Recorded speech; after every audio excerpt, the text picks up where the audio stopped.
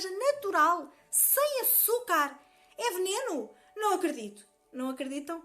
Olá, meu nome é Nádia, eu sou reprogramadora mental. O Detox Mental é um projeto que eu criei para expandir a consciência. É esse o segredo da felicidade. Podes saber mais no site secrettobehappy.com. Espero lá por ti. Bem-vindos a mais um Detox Mental. Hoje novamente sobre nutrição.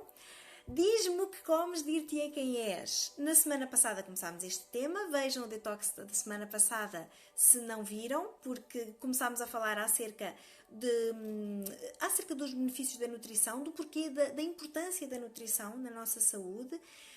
Eu expliquei, à semelhança do que eu disse na semana passada, e atenção que isto é um disclaimer muito importante, eu não sou nutricionista, eu não tenho formação certificada em nutrição. Todavia, eu sinto-me com competência para vos vir falar aqui sobre nutrição, porque eu já estudei muitíssimo, já dediquei muitas horas. Eu acho que já dava de facto para uma licenciatura tudo o que eu já dediquei à nutrição. Porquê? Por vontade própria, porque sou autodidata, porque me quero sentir bem, porque eu própria comecei a ver artigos, comecei a seguir, como eu dizia na semana passada, um cardiologista que começou ele próprio também com alguns estudos que ele tinha lido e ele a fazer estas relações entre as doenças coronárias que ele tratava e nutrição. E comecei a partir daí a investigar cada vez mais, porque não me basta aqueles artigos de revista, mas também conhecer exatamente quais são os estudos que são feitos pelas universidades, pelos cientistas, muitos deles, e é preciso saber filtrar, porque muitos deles, os lobbies do açúcar são fortíssimos, a indústria do açúcar é fortíssima, e portanto há muitos estudos que estão assim subvertidos para manter cada vez mais esta indústria.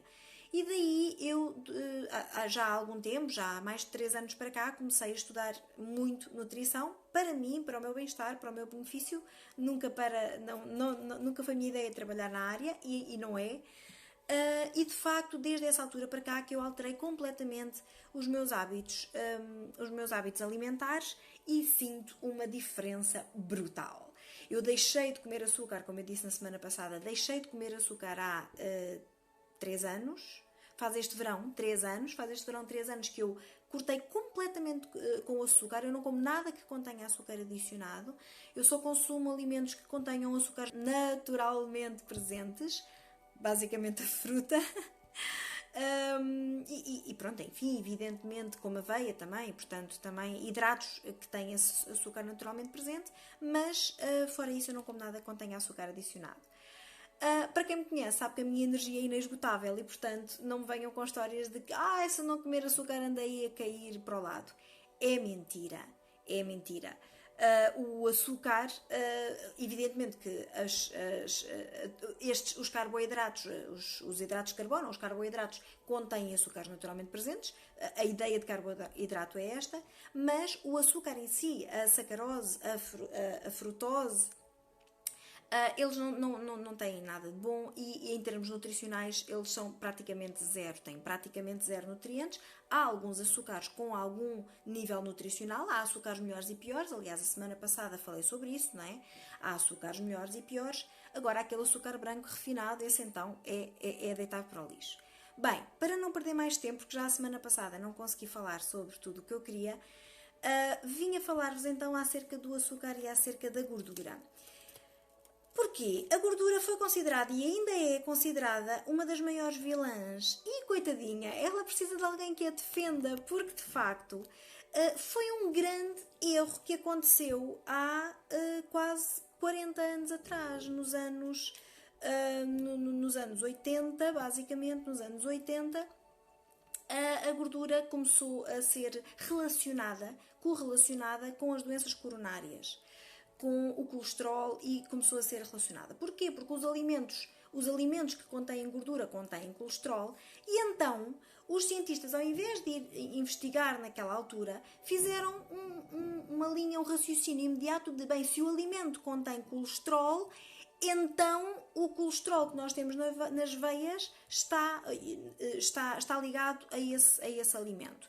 Esqueceram-se aqui de um pequeno pormenor. O alimento, a partir do momento em que entra pela nossa boca e passa por todo o trato digestivo, pela saliva, pelo suco gástrico, ele altera-se completamente. E, portanto, o colesterol que nós estamos a consumir não é de todo o colesterol que o nosso corpo forma. Esse através do fígado, que processa o açúcar e o transforma em gordura, por sua vez transforma em colesterol. Bem, e então, isto para vos contar a história muito rapidamente, então nos anos 80, os médicos começaram a preocupar-se com um pequeno, sensível aumento das doenças coronárias e então começou-se a procurar, fez esta relação que eu acabei de vos explicar com as gorduras e então consideraram que as gorduras, nomeadamente as gorduras saturadas, que eram as grandes vilãs. Já agora vou fazer aqui um pequeno parênteses para falarmos acerca das gorduras. As gorduras, elas distinguem-se em monoinsaturadas, poliinsaturadas e gorduras saturadas. As monoinsaturadas e as poliinsaturadas são gorduras que têm átomos de carbono, os seus ácidos gordos têm átomos de carbono livres, elas são normalmente líquidas à temperatura ambiente e as gorduras saturadas são gorduras cujos seus ácidos gordos não têm átomos de carbono livres e elas normalmente são gorduras sólidas à temperatura ambiente. E então, nessa altura, ligou-se imediatamente, até porque as gorduras saturadas tendencialmente são de proveniência animal e então ligou-se imediatamente àquela ideia das manteigas, das carnes gordas, as carnes vermelhas, que também têm bastante colesterol. E, portanto, nessa altura, o que é que foi pensado? Bem, o problema é das gorduras, as pessoas estão com mais colesterol por causa das gorduras, porque as gorduras têm colesterol, as gorduras saturadas são para abolir. Evidentemente não se vai abolir, mas houve indicações para se reduzir as gorduras a não mais do que 30% da dose diária, da dose calórica aconselhada para cada pessoa. Problema, este foi o grande problema. Nos anos 80, então, começou-se a reduzir o consumo de gorduras. O que é que as empresas que faziam alimentação, não é? Que vendiam, não é? O que é que as empresas fizeram? Bem, a gordura, toda a gente sabe que a gordura é saborosa, a gordura dá sabor, não é? Os italianos sabem isso melhor que ninguém, os pratos têm que levar manteiga, nós barramos, a manteiga é muito mais saborosa do que a margarina. Um bom bife, com bastante gordura é muito mais saboroso do que um bife seco. E, portanto, se eles queriam continuar a vender comida, se queriam continuar que a comida que vendiam restaurantes e empresas que fazem comida para vender, se queriam que continuasse a ser vendida, consumida, então tinham que colocá-la mais saborosa, tinham que colocar sabor na comida. Como é que isto se fazia? Através do sal e através do açúcar.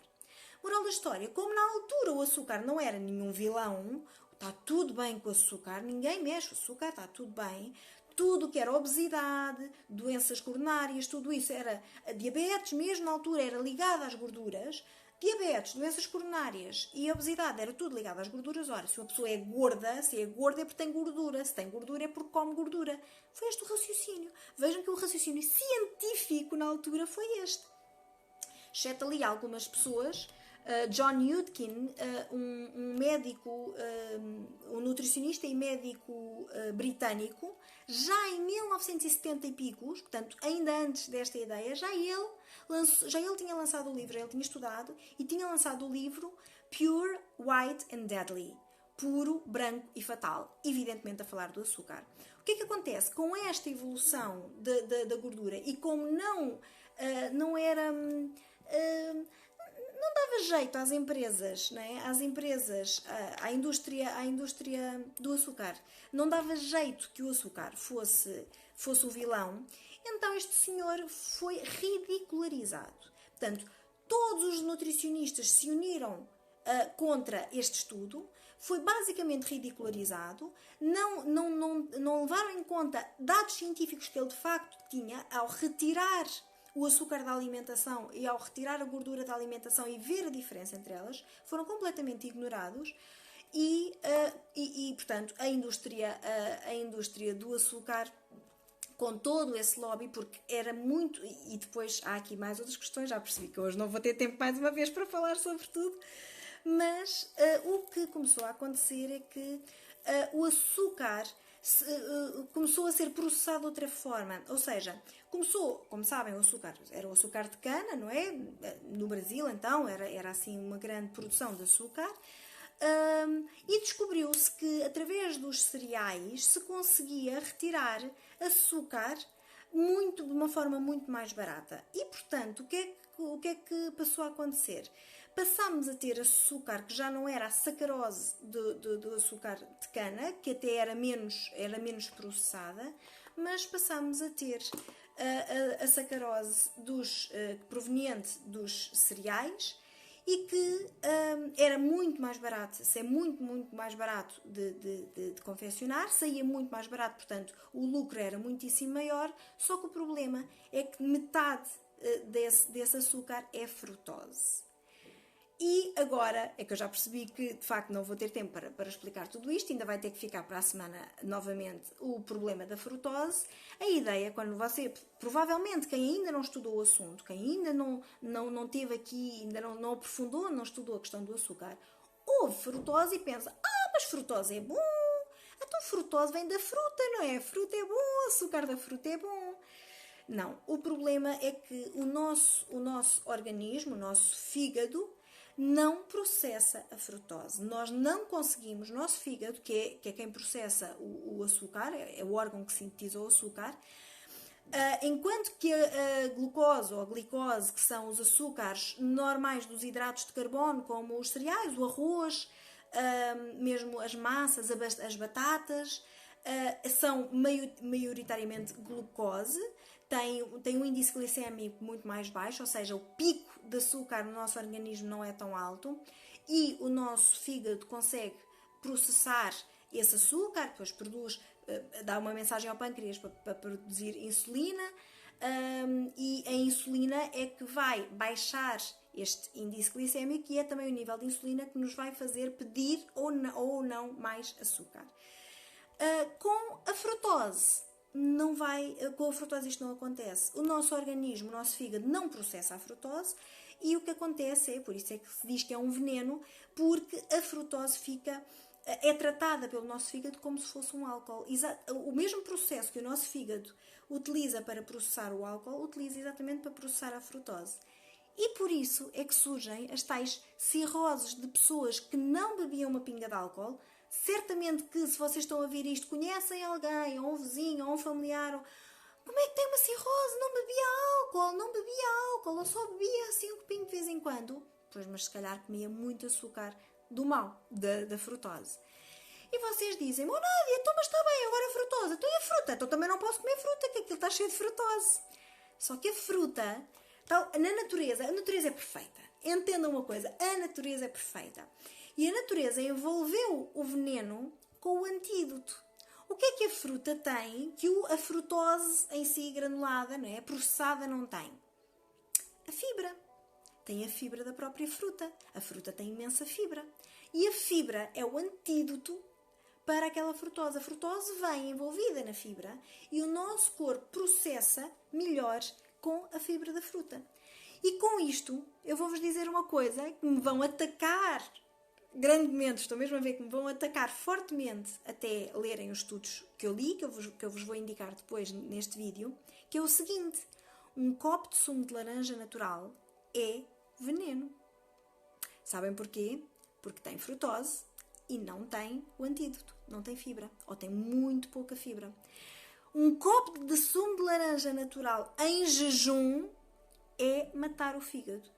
Bebam, aliás, aconselho-vos 10 aninhos a beberem um pingo de sumo de laranja em jejum todos os dias e não vão estar cá para me contar a história.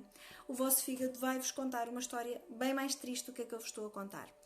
Enfim, pronto, fica aqui, lancei agora aqui o pânico, portanto lancei o pânico, vão ficar uma semana a pensar, o quê? Ela acabou de me dizer que um copo de sumo de laranja natural, sem açúcar, é veneno? Não acredito. Não acreditam? Então não percam o próximo detox, porque nós também não.